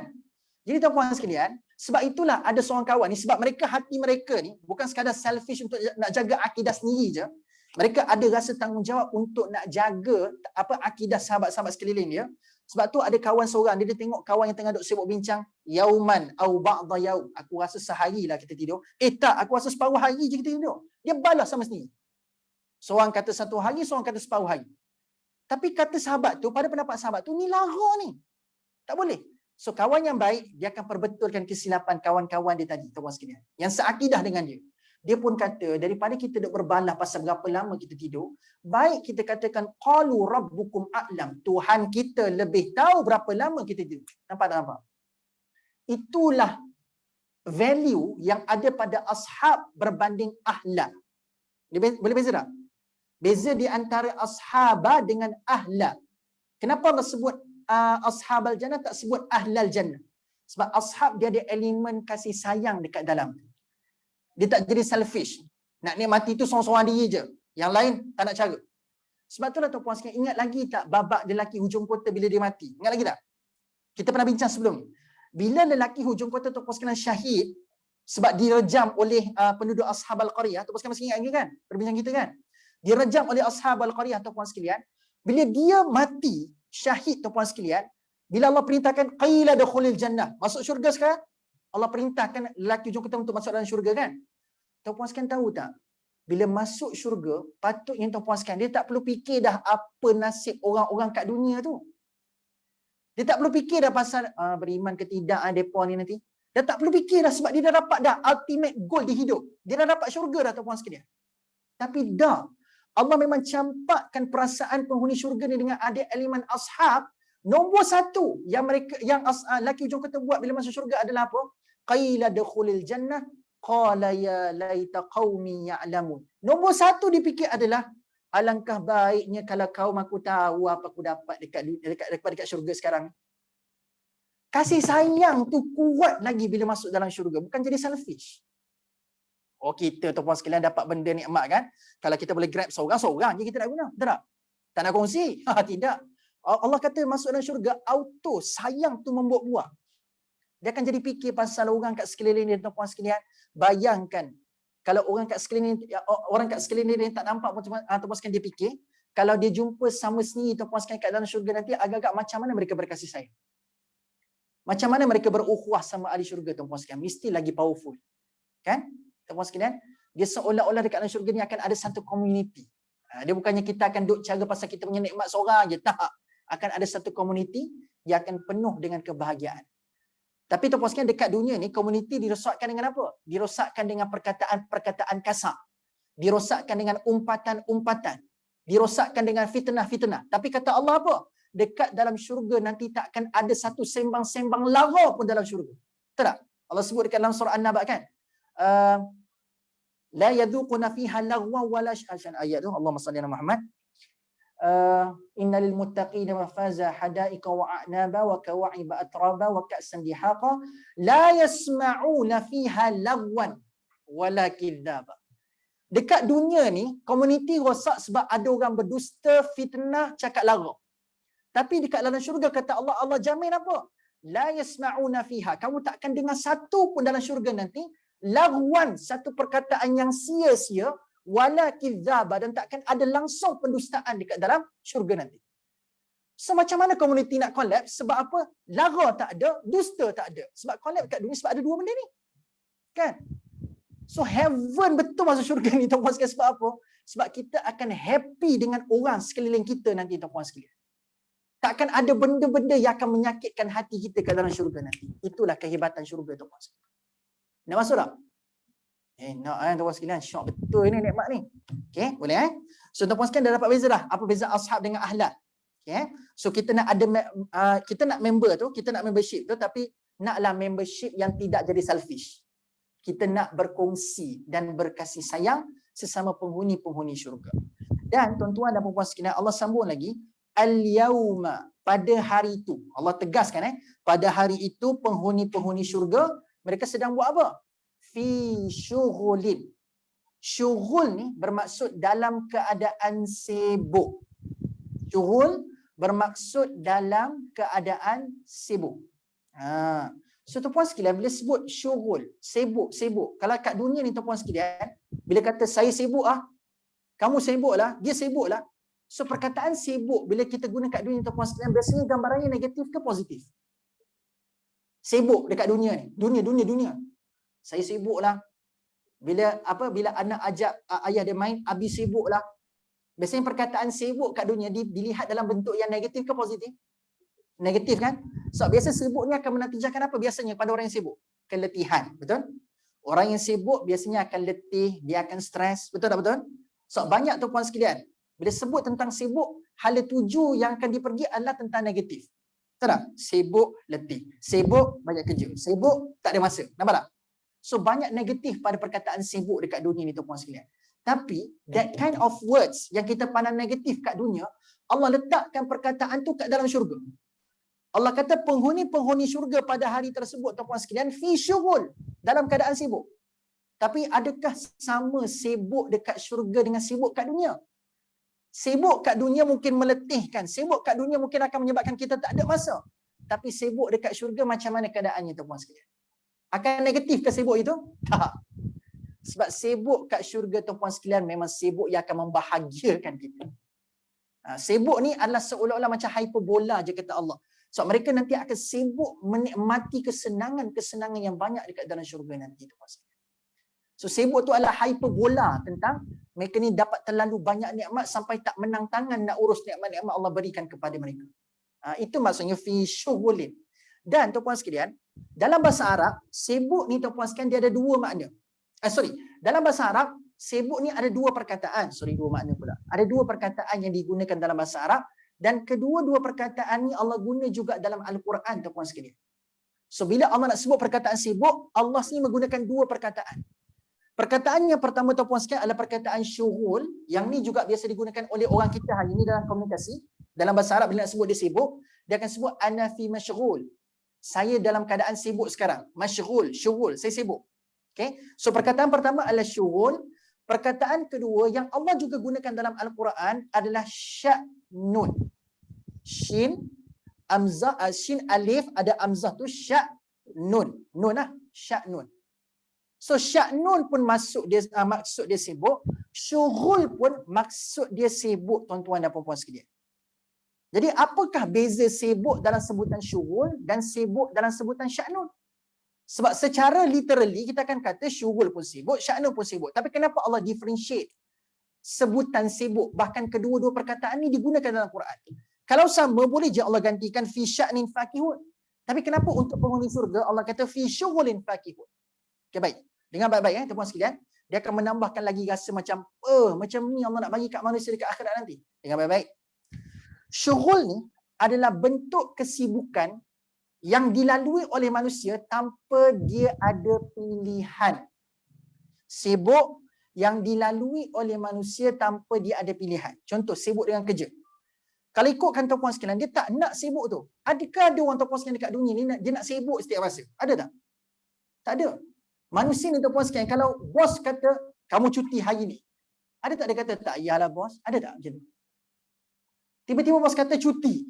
Ada tak dia kata tak yalah bos, saya nak sibukkan dengan kerja lah? Ada tak? Kalau orang yang workaholic mungkin tuan-puan sekalian.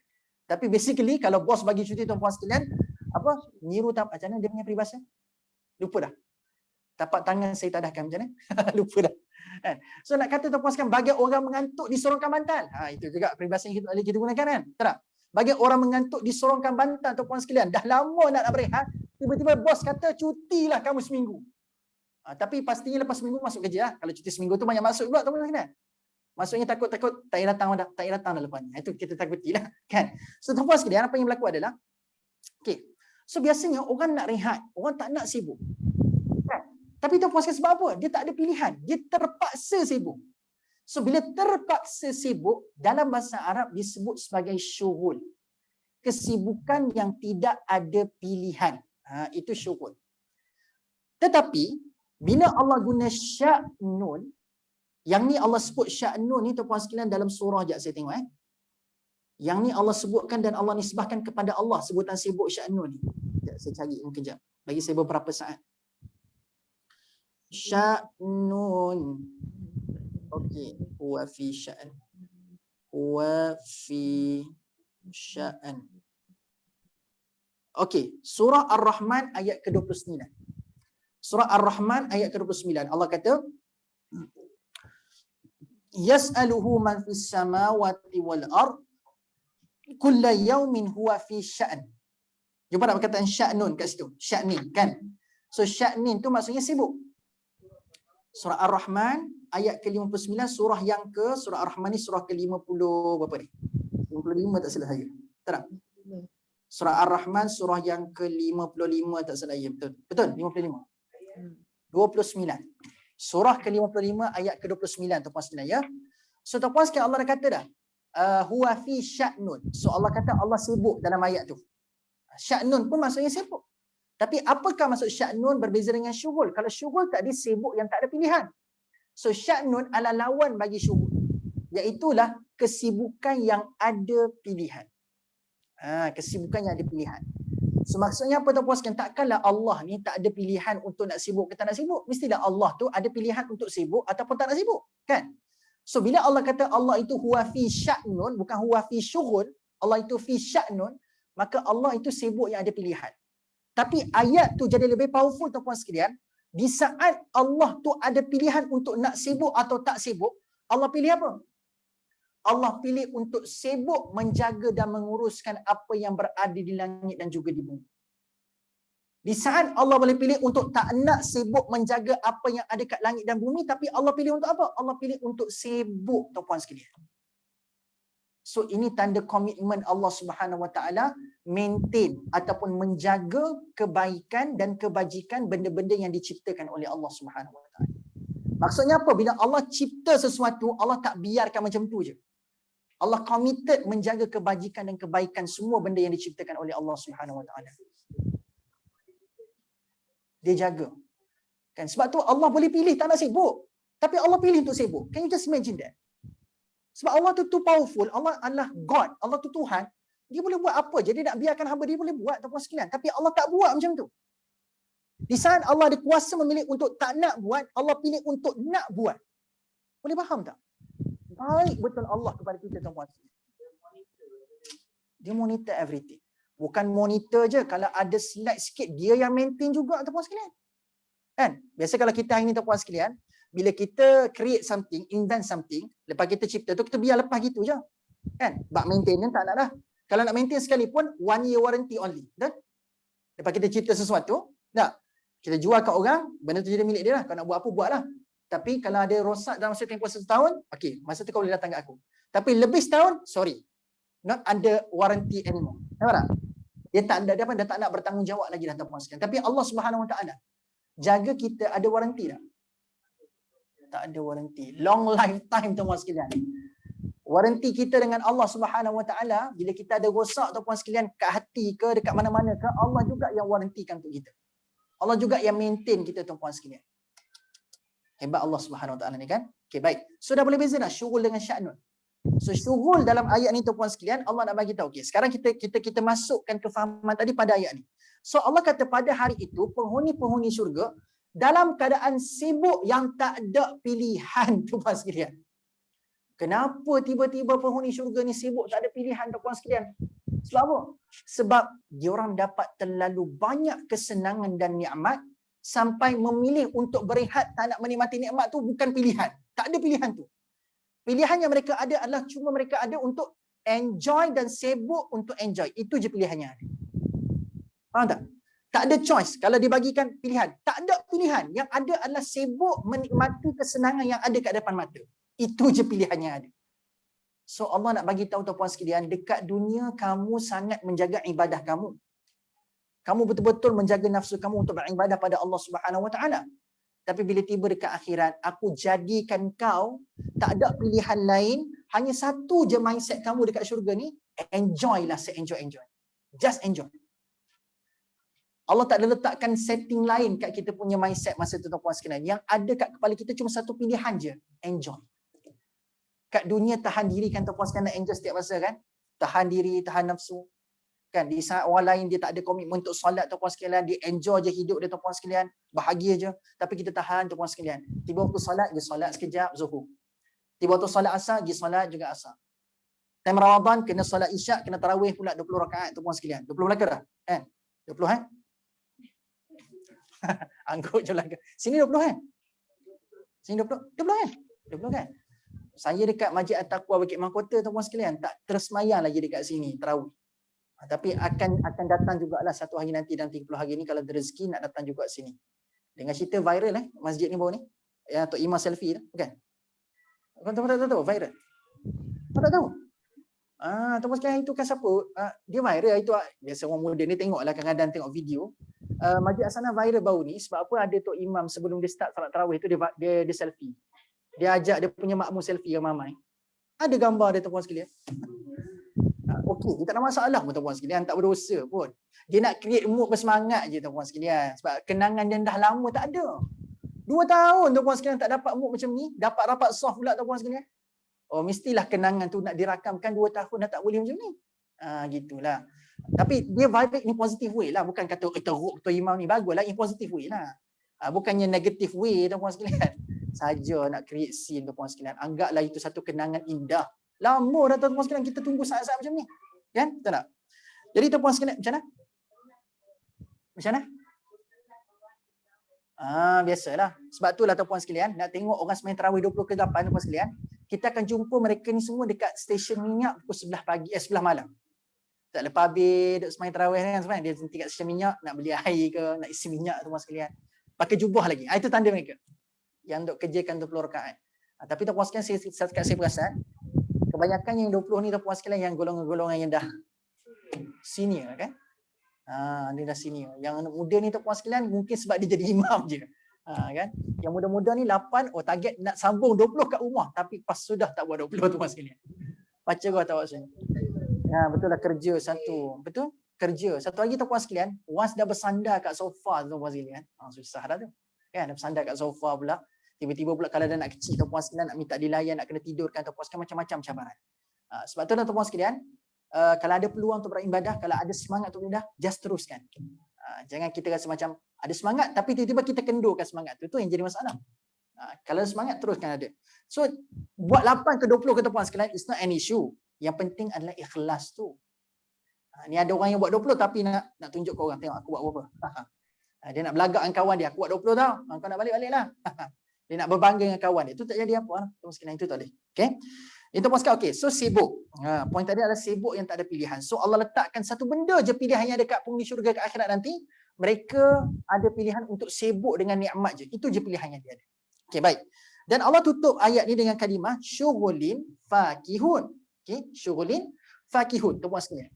Okay. Rupanya ada kita punya audiens dekat Zoom ni. Dia tolong bantu saya peribahasa tadi. Kecil tapak tangan niru saya tadahkan. Itu peribahasa dia. Dia bermula dengan kecil tapak tangan. Terima kasih Puan Salamiah. Okey, sambung. So, dia sibuk dengan apa tuan-puan sekalian? Allah kata fakihun. Penutup kalimah dalam ayat 65 ni adalah fakihun. Okey. Kita baca fakihun dalam ayat ni bermaksud kesenangan ataupun bersenang-senang. Betul? Terjemahan dia. Tapi tuan-puan sekalian, kalau bersenang-senang ataupun kalau kita kata dia orang sibuk dengan nikmat, kenapa Allah tak gunakan perkataan yang lebih direct daripada tu? Fi syughulin bin ni'mah. Fi syughulin bil yusr. Itu kan lebih tepat menggambarkan kesenangan dan nikmat yang mereka tiba ke akhirat. Tapi instead of Allah pilih perkataan ni'mah ataupun yusr, Tapi Allah pilih perkataan fakihun. Tuan-tuan sekalian tahu tak fakihun ni datang daripada perkataan apa? Apa original word dia? Fakihun datang dari perkataan fakihah. Itu root word dia. Fakihah. Ma mana fakihah tuan-tuan sekalian, tanya anak-anak kat sebelah tu. Mesti dia tahu punya, confirm dia tahu. Anak-anak yang kat sebelah tu, yang budak-budak kecil tu, kan? Kalau dia belajar bahasa Arab, dia confirm dia tahu fakihah tu maksud dia apa benda. Fakihah bermaksud buah-buahan. Fawakih dia adalah jamak bagi fakihah. Kalau satu buah fakihah. Kalau jamak bagi buah fawakih. So fakihah secara bahasa bermaksud buah. Kalau we are being literal, kalau kita jadi seorang yang literalist membaca ayat ni, sesungguhnya penghuni syurga pada hari itu dalam keadaan tersangat-sangat sibuk, tak ada pilihan dengan buah-buahan. Kalau kita menjadi literal lah, mereka sibuk dengan buah-buahan tuan-puan sekalian. Kenapa pula Allah guna fakihun yang ada kaitan dengan buah-buahan? Saya rasa tuan-puan sekalian, kalau tuan-puan sekalian follow kelas tadabbur saya tak pernah miss nak kongsikan tentang kenapa Allah guna that kind of word. Instead of Allah guna perkataan-perkataan lain yang maksud sama, tapi kenapa Allah mesti pilih perkataan tu? Betul tak? Perasan tak? Saya sentiasa menarik minat tuan-puan sekalian untuk nak mengkaji Arabic language more. Supaya kita akan lebih menghargai kalam Allah. Bila Allah guna perkataan tu, ada sebab musabab dia. Ada hikmah besar kenapa Allah pilih that kind of words. So termasuklah perkataan ni. Ada banyak lagi perkataan senang-senang yang lain, nikmat-nikmat yang lain, tapi kenapa Allah pilih fakihun yang ada idea tentang buah-buahan? Kenapa? Soalan saya nak tanya juga ni tuan-puan sekalian. Tuan-puan sekalian perasan tak bila Allah sebut tentang nikmat syurga, makanan syurga khususnya, Allah sentiasa sebut makanan kita buah, makanan kita buah. Chicken chop tak ada ke? Lamb chop, lamb shank, mandi, lamb shank, kan? Apalagi tuan-puan sekalian, makanan-makanan yang tuan-puan sekalian teruja nak makan buka puasa. Sebab tu saya kata, saya dah warning siap-siap tadi. Okey tak nak sembang makanan pagi ni? Sebab ada kaitan dengan buah-buahan saya sebut tu. Tadi baca terjemahan tak nampak lagi tentang idea ni. Tapi sekarang tuan-puan sekalian dah tahu dah kenapa saya warning siap-siap tadi. Tak ada kepada tu semua tuan-puan sekalian. Kenapa asal makanan je buah? Bahkan Surah Al-Baqarah pun berbuah juga. Wa basyiril ladzina amanu wa 'amilus shalihat jannatin tajri min tahtiha al-anhar kullama ruziqu minha min thamaratin. Setiap mereka direzekikan dengan buah-buahan. Buah juga. Tak ada ke benda-benda yang kita nak selama ni? Ustaz, kat dunia dulu Ustaz, saya tengok orang makan wagyu steak. Tak mampu Ustaz nak beli. Naklah merasa dalam syurga nanti wagyu Ustaz. Boleh makan tak wagyu dalam syurga nanti? Tapi tak ada pula dalam Quran Allah sebut wagyu. Soalan saya, ada ke tak benda tu nanti dalam syurga? Tapi mananya dalam Quran? Oh tak nampak. Tak nampak. Sebab tak nampak, ada tapi tak nampak Zat. Macam tu tuan-puan sekalian. Jawapannya ada. Hatta nasi goreng kampung pun ada tuan-puan sekalian dalam syurga nanti. Nasi goreng kampung, Pattaya semua ada tuan-puan sekalian. Apa tuan-puan sekalian nak? Ada semuanya. Tapi kenapa mesti Allah sebut tentang buah-buahan dekat dalam syurga? Kenapa tak sebut benda-benda yang lebih menggiurkan kita? Okey, ada juga Allah cerita pasal daging. Dalam surah Al-Waqi'ah ke Ar-Rahman? Al-Waqi'ah. Allah kata antara nikmat syurga ni adalah walahmi tayrin. Cerita pasal daging. Walahmi tayrin mimma yashtahun.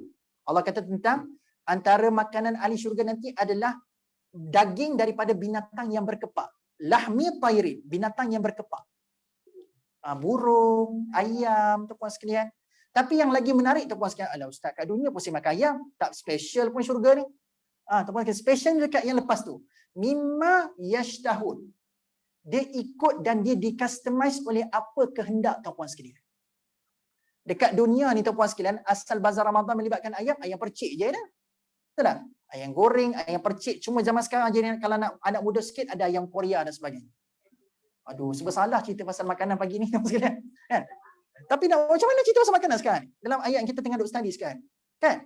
Tapi tuan-puan sekalian, yang lebih dalam syurga nanti adalah semua daging-daging binatang berkepak ni mimma yashtahun, based on what we customize. Kalau kat dunia tuan-puan sekalian, kalau tuan-puan sekalian rasa macam tak pernah saya makan ayam masak tempoyak, customize lah syurga nanti. Ayam masak tempoyak ke? Tak ada lagi ayam masak tempoyak tak? Asal tempoyak je udang, ikan patin. Udang, ikan patin. Betul tak? Tak jumpa lagi ayam masak tempoyak tak? Customize lah nanti. Ikut tuan-puan sekalian punya suka. Tak pernah lagi kacukan di antara tempoyak dengan asam pedas. Ikan campur. Ikutlah. Mimma yashtahun. That's the speciality. Benda yang kita akan dapat dekat dalam syurga nanti. Mimma yashtahun. Customize by yourself. Kalau kita ada DIY, kita ada CIY. Customize it by yourself. CIY.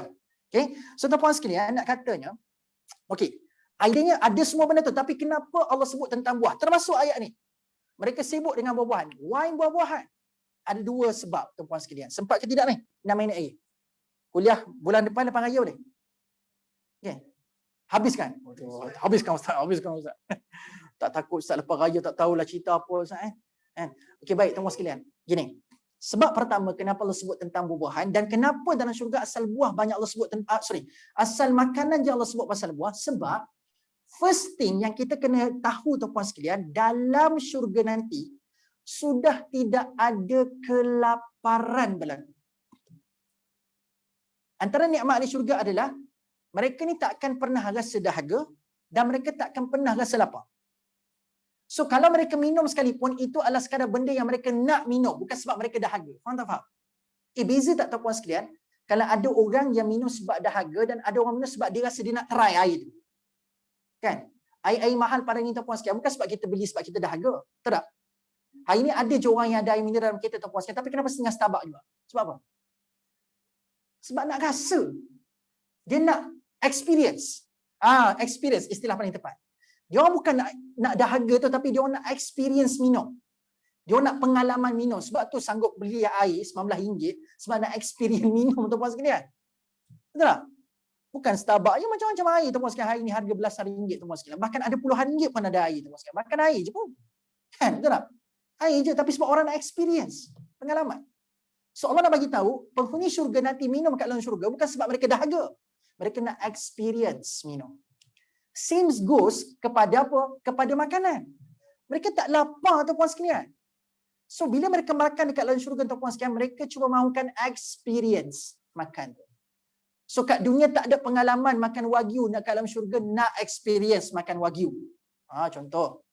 Kat dunia tu tuan-puan sekalian tak pernah ada experience makan tomahawk sebagai contoh. Nak experience makan tomahawk. Saya tahu sebab saya tengok je. Saya tak beli pun.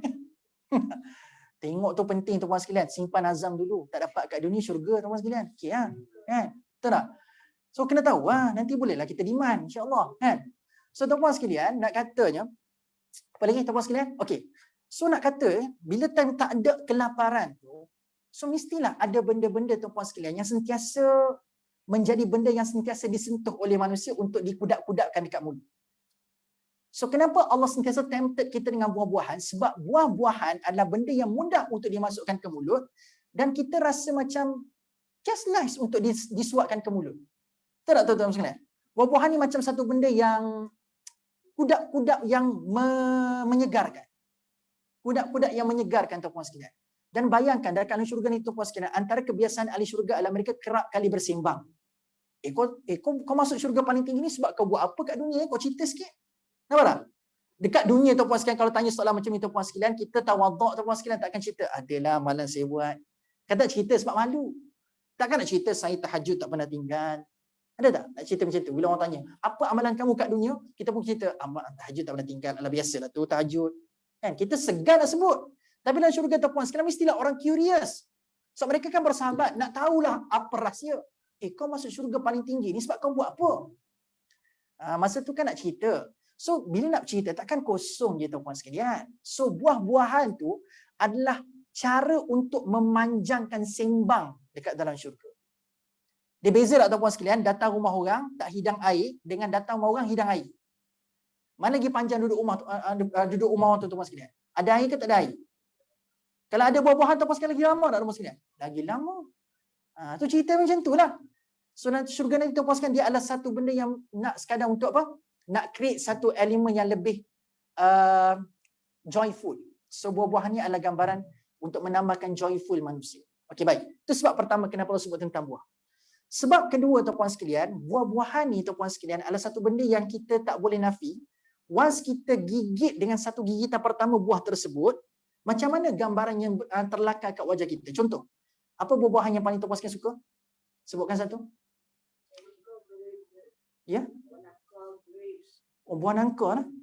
Durian tak suka. Durian tak suka. Durian Puan tak suka durian? Tak berapa sangat lah. Okay. Katakan tuan puan sekalian ambil cerita pasal durian kan. Kebetulan lah saya pun tak minat durian. Tapi isteri saya hantu durian. So tuan puan sekalian, durian ni sebagai contoh, durian apa paling mahal sekarang ni? Blackthorn. Namanya paling mahal sekali. Musangking dah tak mahal lah. Bukanlah tak mahal, maksudnya mahal. Tapi ada yang dah mengalahkan kemahalan musangking. Blackthorn kan? Blackthorn yang dikatakan paling mahal tuan puan sekalian. Ada udang merahnya, ada musangking, nak kata macam-macam jenis. Di 24 IOI. Sampai sekarang saya tak tahu kenapa IOI. Tapi dia eja 101. Sebab satu tu macam I kot lah.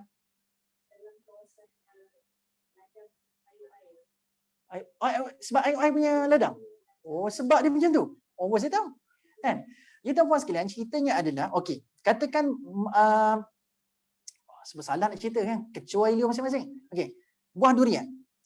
Tuan-puan sekalian, buah durian tuan-puan sekalian, benda yang kita, contohlah tuan-puan sekalian, kebetulan lepas habis solat tarawih 20 rakaat malam ni, contoh lepas habis solat tarawih malam ni 20 rakaat, tiba-tiba dekat tempat keluar tu, nak pergi kat parking kereta, ada orang hulur seorang satu biji durian kepada orang yang sembahyang tarawih. Yang lengkap 20 rakaat. Nah, ambil blackthorn seorang satu. Ada orang sedekah. Contoh ni contoh. Tak tahulah kok ada yang nak sedekah malam ni sungguh-sungguh kan? Kan? Pakat 20 rakaat malam ni belaka tuan-puan sekalian. Sebab Ustaz Syamil kata ada orang sedekah blackthorn. Kan? Katakanlah tuan-puan sekalian ada orang sedekah seorang satu blackthorn tuan-puan sekalian. Bawa balik tuan-puan sekalian blackthorn dari rumah. So tuan-puan sekalian, bila kita duk letakkan dekat dalam bonet kereta, kita duk drive balik rumah tuan-puan sekalian, bau tu sampai tak ke depan? Oi, sampai. So apa perasaan kita tuan-puan sekalian bila kita ada buah durian kat dalam bonet kereta kita tuan-puan sekalian? Blackthorn pula tu. Perasaan kita macam mana? Tak sabar nak balik rumah, nak capai parang sebab kita nak kopak. Kita nak buka buah tu. So tuan-puan sekalian, bila sampai ke rumah, macam mana kita bergerak ke dapur tuan-puan sekalian? Laju tak laju? Laju. Kita kapak tuan-puan sekalian dengan penuh berhati-hati tak? Berhati-hati tuan-puan sekalian. Dan bila kita buka buah durian tuan-puan sekalian, tengok tuan-puan sekalian, buah pertama kita nampak adalah kucing tidur. Tuan-puan sekalian. Yang pertama kita nampak kucing tidur tuan-puan sekalian. Macam mana perasaan kita waktu tu? Dia punya warna kekuning-kuningan tuan-puan sekalian. So menyebabkan kita rasa lebih terliur kan? So tuan-puan sekalian, kita pun mula menyentuh buah-buahan tersebut. Buah yang kucing tidur tadi, kita pun sentuh. Tiba-tiba kita punya jari tenggelam dalam isi dia. Allahu Akbar. Saya bukan nak menyebabkan tuan-puan sekalian lapar, tapi nak cerita pasal ayat ni. Saya claim siap-siap lah. Jangan tuan-puan sekalian kata, Ustaz Syamil buat benda yang makruh ni. Kan? Nak cerita ayat ni. So tuan-puan sekalian, bila dah tenggelam tangan, dia angkat-angkat tuan-puan sekalian, isi dia empuk sangat. Tak rasa biji tuan-puan sekalian, isi saja. Allahu Akbar. So bila kita suapkan ke mulut tuan-puan sekalian, dah lama dah mengidam durian blackthorn ni. Tapi orang bagi free tadi lepas solat tarawih 20 rakaat. So bila kita suapkan suapan pertama blackthorn kat mulut kita tuan-puan sekalian, saya nak tanya, apa berlaku kat kita masa tu? Masukkan the first bite of durian blackthorn kat mulut. Macam mana kita rasa? Kan kita rasa full of satisfaction, bahkan wajah kita pada waktu itu tuan-puan sekalian, kita pun macam tersenyum sendirian, betul tak? Kita macam menikmati setiap creamy-nya buah durian dekat dalam mulut kita. Betul tak betul?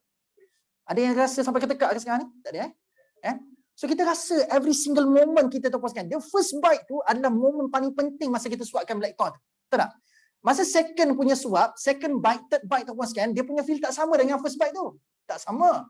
So, sebab kedua, kenapa nikmat disebutkan fakihun dalam ayat ni adalah Allah nak bagi tahu satisfaction yang manusia akan lalui setiap kali dia menikmati kesenangan dekat dalam syurga. That kind of satisfaction dia akan rasa adalah seperti the first bite buah-buahan yang dia nikmati. Kita takkan pernah lupakan the feeling of first bite buah-buahan yang kita sangat suka kan? Tak? Sebab second bite, third bite dah lain dah rasa dia. First bite tu, feeling first bite tu. So Allah nak kata, kepuasan yang akan dirasai oleh manusia yang menikmati nikmat syurga adalah setiap masa mereka akan rasa kepuasan seperti gigitan pertama buah yang disukai oleh dia. Macam. Sebab itulah di saat Allah boleh guna nikmat dengan yusr, kesenangan dan nikmat ayat-ayat lain, perkataan yang lain. Tapi kenapa Allah guna fakihun? Sebab nak menggambarkan intensnya kepuasan yang dirasai oleh orang yang menikmati nikmat syurga pada waktu itu. Just like the first bite yang kamu rasa pada buah-buahan yang kamu sangat suka. That kind of satisfaction, intensity satisfaction dia akan rasa macam mana. So bukan sekali je tuan-tuan sekalian, setiap masa feel tu ada. Kita second bite dah lain dah rasa dia. Bayangkan first bite tu setiap masa kita rasa. Macam mana rasa dia tuan? Itulah syurga. Sebab tu saya kata, tuan-tuan sekalian, faham ayat 55 ni boleh meleleh air liur. Tak nak ingat lagi saya sebut tadi. Sebab dua sebab ni tuan-tuan sekalian. Sebab dia menggambarkan joy-nya dekat dalam syurga, satu. Yang kedua, tuan-tuan sekalian, menggambarkan intensiti kepuasan yang akan dirasai oleh penghuni-penghuni yang sedang menikmati dan sibuk menikmati kesenangan yang ada dekat dalam syurga, tuan-tuan sekalian. Okay. So kita berhenti sampai ayat 55 dulu, tuan-tuan sekalian. So itu baru level 1 kata Allah. Nanti Allah akan bagi tahu juga sebab apa yang mereka rasa satisfy sangat ni. Kenapa mereka rasa puas sangat ni? Ada lagi nikmat lain, tuan-tuan sekalian. Rupanya bukan buah-buahan saja, ada lagi nikmat-nikmat lain yang menyebabkan mereka ni full of satisfaction dekat dalam syurga nanti. So sibuk mereka dekat dalam syurga tak pernah menatijahkan letih, tapi sibuk mereka itu adalah sibuk merasai kepuasan seperti gigitan pertama buah-buahan. Itulah sibuk yang mereka sedang sibuk dekat dalam syurga, tuan-tuan sekalian. Tak ada. Kan sebut tadi ayat yang dalam surah An-Naba tadi, la yasma'una fiha lagwan wala kidzaba, tak ada langsung dah. Cakap benda lara pun tak ada, cakap dusta pun tak ada dalam syurga, dosa tak ada lagi lah, tuan-tuan sekalian. Dan tak ada dosa pahala dalam syurga, tuan-tuan sekalian. Dah tak ada dah konsep tu. Sebab tu saya kata pilihan yang manusia ada yang masuk dalam syurga ni, dia ada satu pilihan je. Enjoy, sibuk untuk enjoy. Itu je pilihan yang dia ada. Tak ada pilihan kedua. Untuk tak nak enjoy lah. Tak ada. Dia tak ada pilihan tak nak enjoy tu. Yang dia ada adalah enjoy lah sepuas-puasnya. Itulah pilihan yang ada untuk penghuni syurga. That's why Allah kata syuhul. Tak ada pilihan. Satu pilihan je ada. Okay tak tuan-tuan sekalian? InsyaAllah. So wallahu a'lam bisawab, tuan-tuan sekalian. Terlebih 5 minit lah tuan-tuan sekalian. Tak apa So terima kasih tuan-tuan sekalian. Rasanya untuk bulan ni je sekali kita jumpa. Kita jumpa balik tuan-tuan sekalian lepas raya. Lepas raya tu tak tahu tuan-tuan sekalian. Lepas raya tu bila? Kan? Sebab raya kita ni lain tuan-tuan sekalian. Raya kita sebulan. Sebab bila raya kita sebulan tuan-tuan sekalian, kita expect okey bulan depan kot jumpa tak Syami ni. Mungkin bukan bulan depan. Sebab kalau ikut raya orang Malaysia tuan-tuan sekalian, mungkin 2 bulan lagi kita akan jumpa tuan-tuan sekalian. Okay? So tuan-tuan sekalian, awal-awal lagi di kesempatan ini tuan-tuan sekalian tak ucap selamat raya lagi. Bukan. Yang saya nak ucapkan tuan-tuan sekalian adalah selamat berpuasa. Selamat berpuasa. Selamat berpuasa dan selamat tuan-tuan sekalian memberikan yang terbaik dalam setiap ibadah yang kita lakukan. Anggaplah Ramadan ini sebagai bulan untuk kita mentarbiah diri kita untuk menjadi lebih baik. Sebab mungkin bulan-bulan ini kita struggle untuk jadi lebih baik. Tapi bulan Ramadan Allah createkan satu suasana yang Allah bantu kita untuk berganjak ke arah yang lebih baik. Bulan lain tak jumpa tuan-tuan sekalian macam ni. Betul tak?